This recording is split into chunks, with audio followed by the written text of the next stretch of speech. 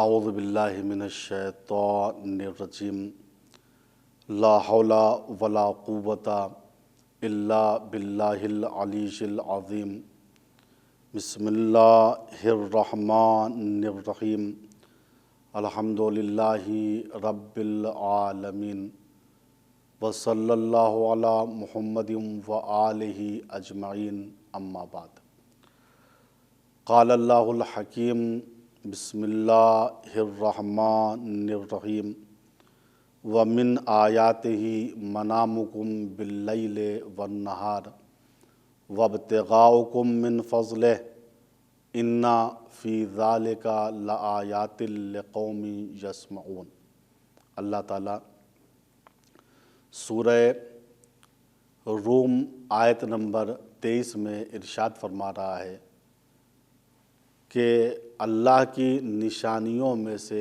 ایک نشانی تمہارا رات اور دن میں سونا ہے اور سونے کے بعد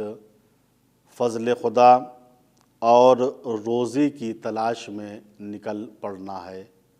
اور اس چیز میں سننے والی قوم کے لیے اللہ تعالیٰ کی نشانیاں ہیں۔ محترم ناظرین کرام، سلام و ادب آپ کی خدمت میں عرض کرنے کے بعد میں اپنی گفتگو کا آغاز ایک سوال سے کر رہا ہوں، جو سوال علم خواب کی کتابوں میں بہت مشہور ہے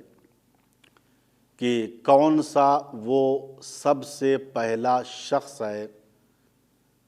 قرآنی اعتبار سے جس سے علم خواب کی شروعات ہوئی ہے، یعنی سب سے پہلے علم خواب کی شروعات کس شخص سے یا کس نبی سے ہوئی ہے، اور کس نے لوگوں سے رسمی طور پر اپنے علم خواب کا اظہار کیا ہے، اور اس کی نبوت کا معجزہ یہی تھا کہ اللہ نے اس نبی کو علم خواب عطا فرمایا تھا۔ تو اس سلسلے میں جواب یہ ہے، محدث نوری اپنی کتاب دارالسلام جلد اول میں، اسی طریقے سے صاحب بلغۃ الشیعہ اور اسی طریقے سے بہت سے علماء علم خواب نے لکھا کہ اول من حدث بہ هو النبی اللہ یوسف علیہ السلام۔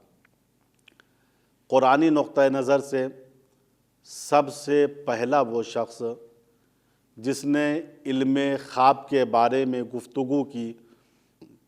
وہ جناب یوسف علیہ السلام ہیں، اور آپ کا تذکرہ قرآن کریم میں موجود ہے، اور آپ نے جو علم خواب کی اور آپ نے جو خواب کی تعبیر کو بیان کیا ہے وہ بعض تعبیریں بھی سورہ یوسف میں موجود ہیں۔ اس میں سے سب سے پہلی تعبیر جب جناب یوسف علیہ السلام کو متہم کیا گیا اور تہمت لگا کر آپ کو قید خانے میں ڈال دیا گیا، تو قرآن کریم اس طریقے سے کہتا ہے وَدَخَلَ مَعَهُ السِّجْنَ فَتَيَانِ، جناب یوسف کے ساتھ قید خانے میں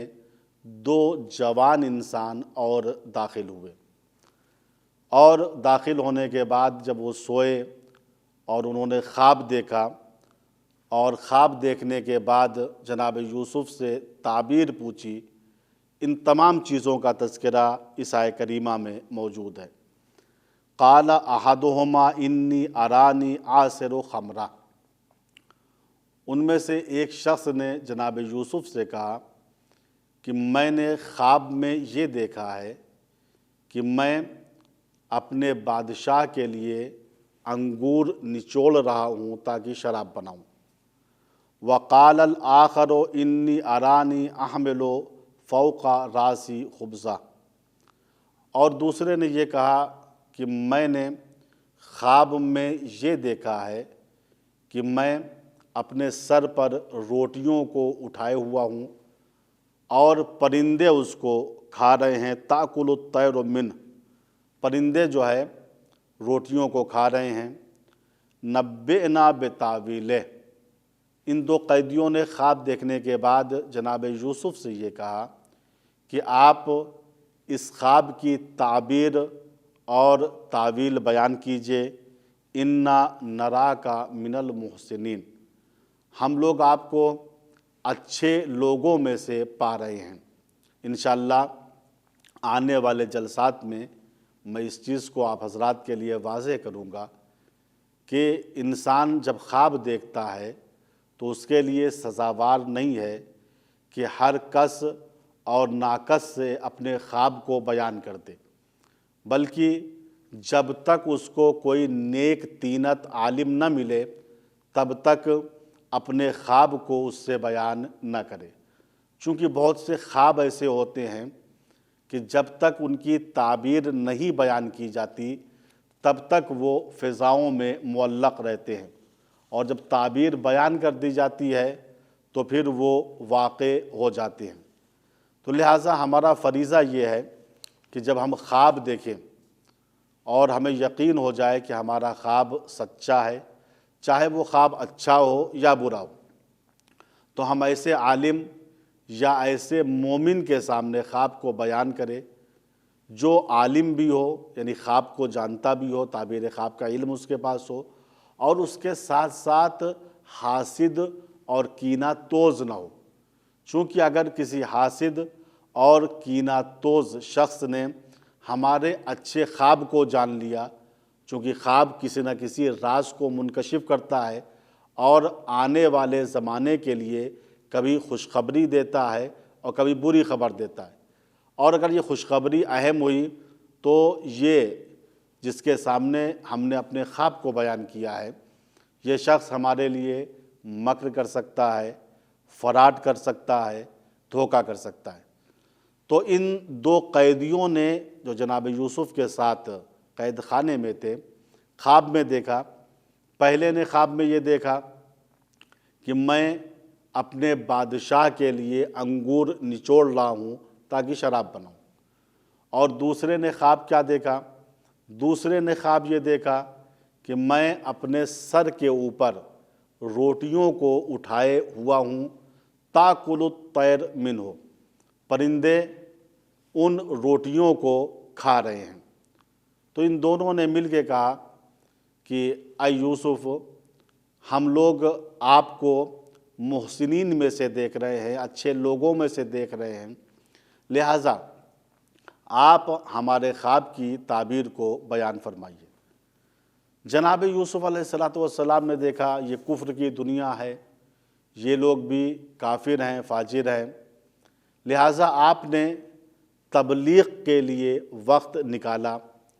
اور فوراً خواب کی تعبیر کو نہیں بیان کیا۔ آپ نے جب دیکھا بہت سے لوگ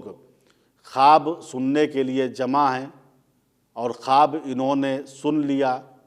تو آپ نے ان دونوں لوگوں کو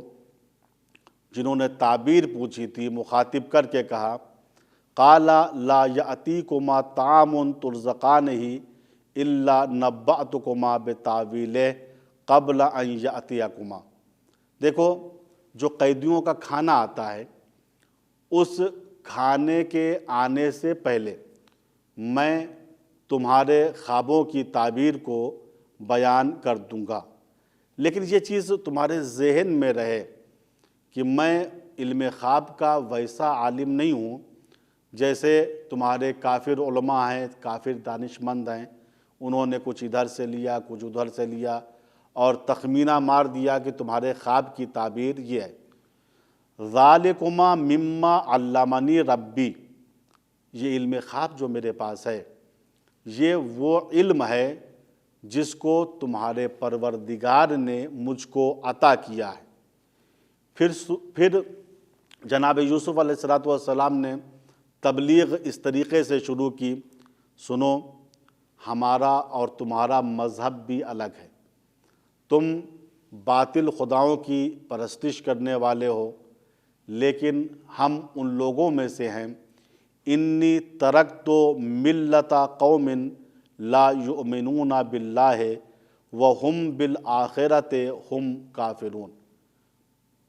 میں نے ان لوگوں کے راستوں کو چھوڑ دیا ہے جن کا اعتقاد نہ اللہ پر ہے اور نہ آخرت پہ ہے۔ پھر جناب یوسف نے تبلیغ کو اور آگے بڑھایا اور اس طریقے سے کہا، میں تو اس راستے پہ چل رہا ہوں جو راستہ ابراہیم علیہ السلام کا تھا، اسحاق و یعقوب علیہ السلام کا تھا۔ سب ملا کے جناب یوسف نے پہلے ان کو تبلیغ کی، اس کے بعد ان کے خوابوں کی تعبیر کو بیان کیا اور اس طریقے سے فرمایا، یا صاحبی السجن اما احدکما فیسقی ربہ خمرہ، اے میرے جیل کے ساتھیوں سنو، تم میں سے جو پہلا آدمی ہے جس نے یہ خواب میں دیکھا ہے کہ میں انگور کو نچوڑ رہا ہوں بادشاہ کے لیے، وہ ساقی بنے گا۔ دیکھیے یہ دو آدمی جو تھے یہ بادشاہ کے غیر نہیں تھے، ان میں سے پہلے کی نوکری یہ تھی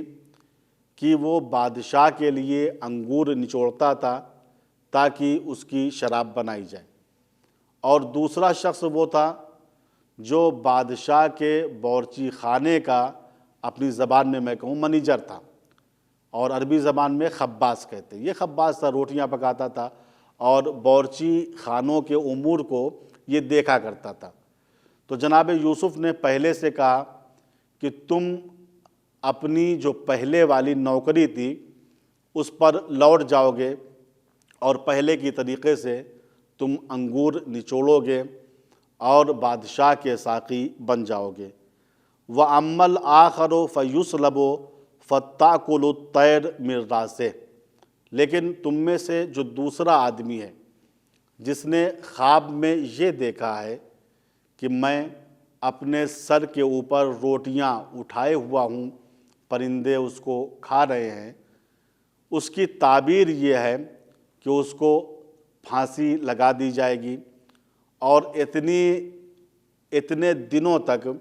اس کی لاش پھانسی پہ لٹکی رہے گی کہ اس کے سر کے بعض حصے کو پرندے کھا جائیں گے۔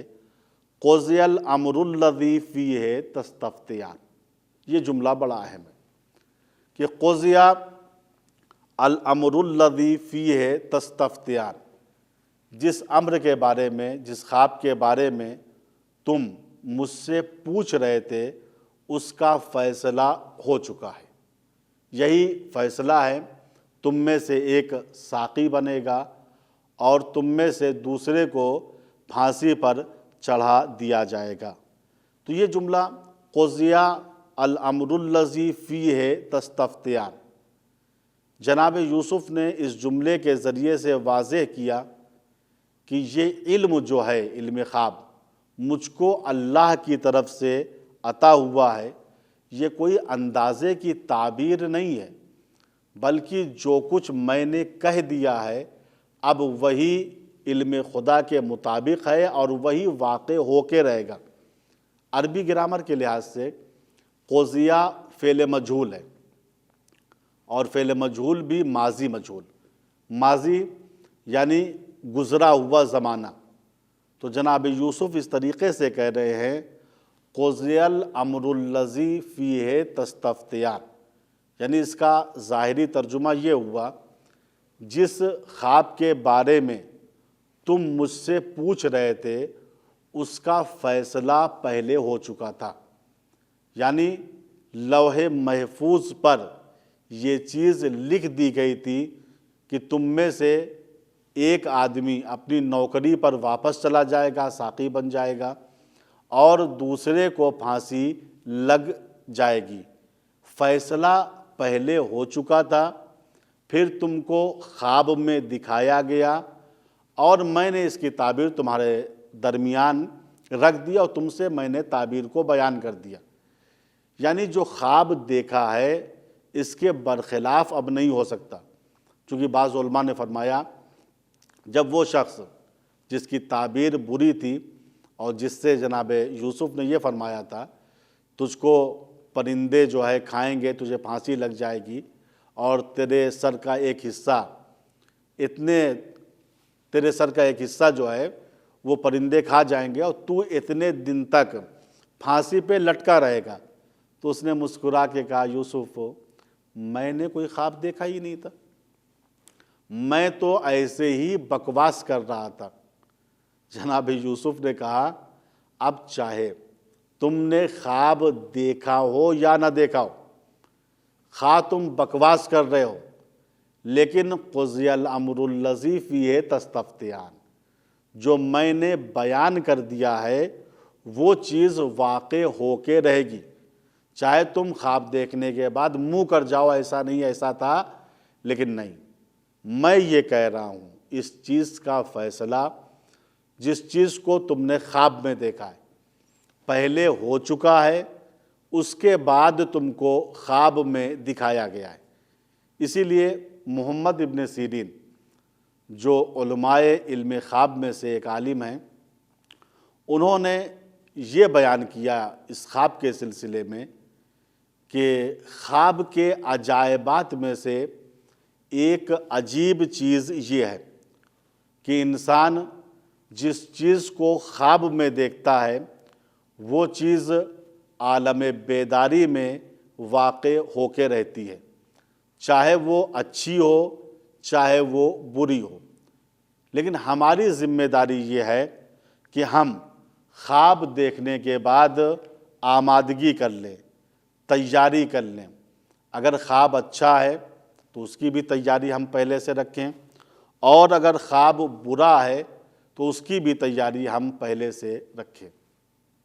تعبیر خواب بیان کرنے کے بعد جناب یوسف نے اس سے مخاطبہ کیا، اس سے ہم کلام ہوئے، جس کے بارے میں آپ کو امید یہ تھی کہ یہ نجات پا جائے گا۔ وَقَالَ لِلَّذِي ظَنَّ أَنَّهُ نَاجٍ مِّنْهُمَا اذْكُرْنِي عِندَ رَبِّكَ۔ جناب یوسف نے جس کے بارے میں یہ گمان کیا تھا کہ یہ نجات پا جائے گا، تو اس سے کہا دیکھو جب تم اپنی پچھلی نوکری پہ واپس چلے جانا اور بادشاہ کے ساقی بن جانا، تو ذرا سا میرا بھی تذکرہ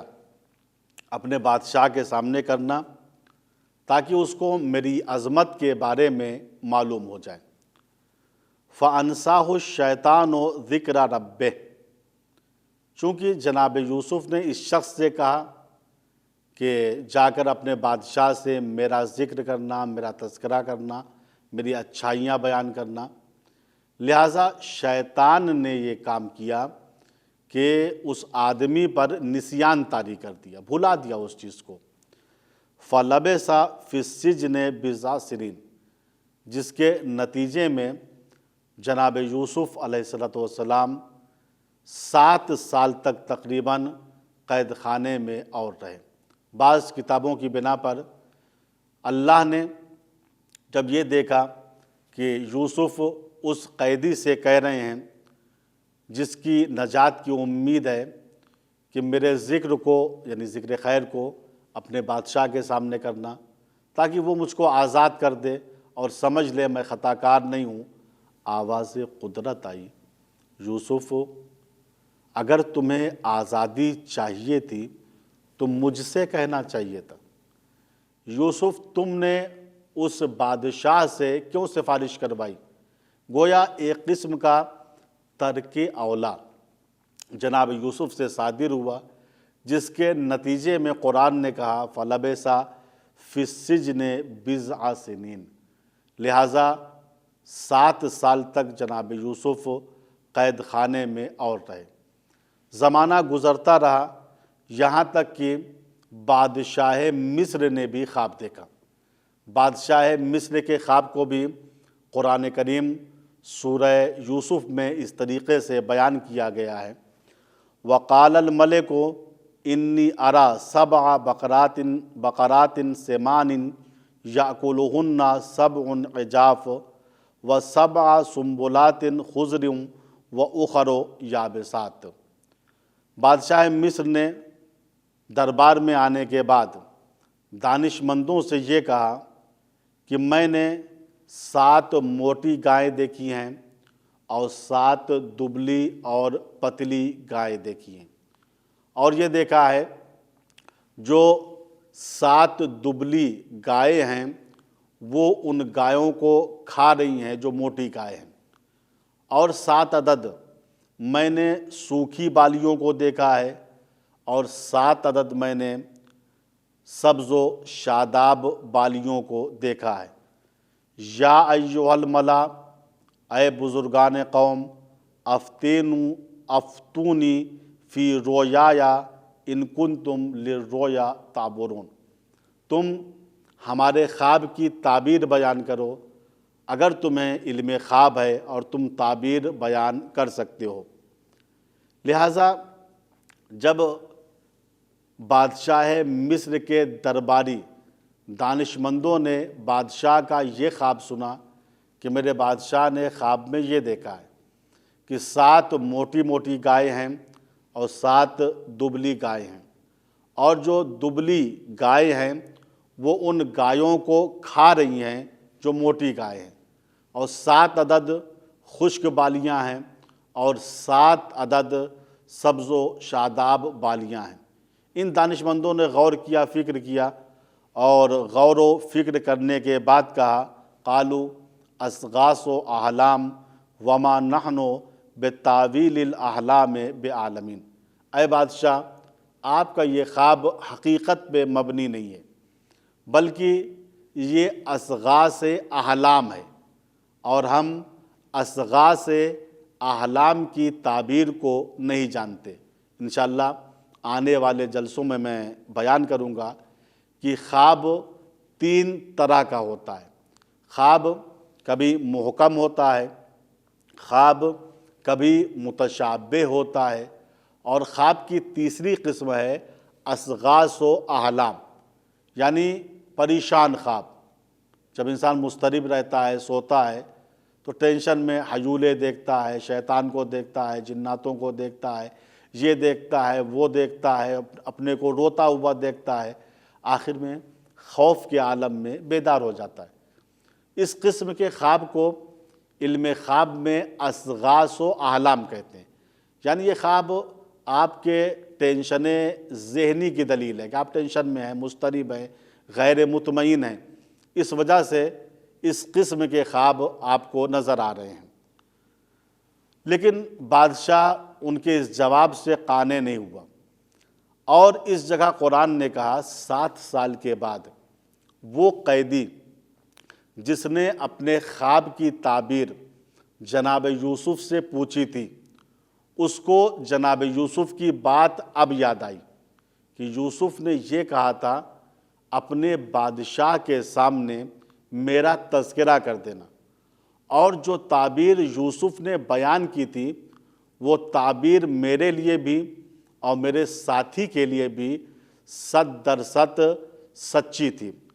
لہٰذا اس ساقی نے بادشاہ کو مخاطب کر کے کہا وَقَالَ الَّذِي نَجَا مِنْهُمَا وَادَّكَرَ بَعْدَ أُمَّةٍ أَنَا أُنَبِّئُكُمْ بِتَأْوِيلِهِ فَأَرْسِلُونِ، اس آدمی نے کہا، جو 2 آدمی قیدی تھے ان میں سے ایک نے کہا جس نے نجات پائی تھی، وَادَّكَرَ بَعْدَ أُمَّةٍ، اور ایک زمانے کے بعد اس کو یوسف کی بات یاد آ گئی، تو اس نے کیا کہا انا انبئکم بتاویلہ، اے دانشمندان خواب اور اے بادشاہ، مجھ میں یہ صلاحیت ہے کہ میں آپ کے خواب کی تعبیر کو بیان کروں، لیکن فارسلون، مجھے یہاں سے ہٹاؤ، قید خانے پہنچاؤ۔ بادشاہ نے کہا کوئی بات نہیں ہے، تم قید خانے جاؤ اور قید خانے سے میرے خواب کی تعبیر معلوم کر کے آؤ۔ یہ شخص قید خانے آتا ہے، اور قید خانے میں آنے کے بعد جناب یوسف سے اس طریقے سے مخاطب ہوتا ہے، یوسف ایھا الصدیق، یوسف اے صدیق، اے بہت زیادہ سچ بولنے والے، افتنا فی 7 بقرات سمان، اے یوسف میرے بادشاہ نے یہ خواب دیکھا ہے کہ 7 موٹی گائے ہیں، 7 دبلی گائے ہیں، دبلی گائیں موٹی گایوں کو کھا رہی ہیں۔ اسی طریقے سے میرے بادشاہ نے خواب میں دیکھا کہ 7 سرسبز بالیاں ہیں اور 7 سوکھی ہوئی بالیاں ہیں۔ اس کی تعبیر کیا ہو سکتی ہے؟ جناب یوسف نے کہا، جاؤ اپنے بادشاہ سے کہو یہ جو آپ نے خواب دیکھا ہے یہ خواب اس بات کی دلیل ہے کہ آنے والے 7 سال سبز و شاداب ہوں گے، کھیتیاں تمہاری بہت اچھی طریقے سے فصلوں کو اگائیں گی، لیکن اس کے بعد جو دوسرے 7 سال آئیں گے وہ قحط کے سال ہوں گے، پریشانیوں کے سال ہوں گے۔ لہٰذا ان 7 سالوں میں جو سبز و شاداب ہوں گے، فصلوں کے سال ہوں گے، بادشاہ سے کہہ دینا اس میں بقدر ضرورت غلے کو استعمال کرے اور بقیہ غلوں کو ان کی بالیوں میں چھوڑ دے۔ اس نے جب تعبیر خواب کو معلوم کر لیا تو دوڑتا ہوا دربار میں آیا، بادشاہ سے تعبیر خواب کو بتایا۔ بادشاہ کو اس تعبیر خواب پہ یقین آ گیا اور یقین آنے کے بعد اسی شخص سے کہا، جاؤ یوسف کو قید خانے سے نکال کے لاؤ۔ یہ قید خانے کے داروغہ کے ساتھ قید خانے میں جاتا ہے۔ جناب یوسف قید خانے سے نکلتے ہیں اور نکلنے کے بعد جب بادشاہ مصر کے دربار میں آتے ہیں اور بادشاہ مصر نے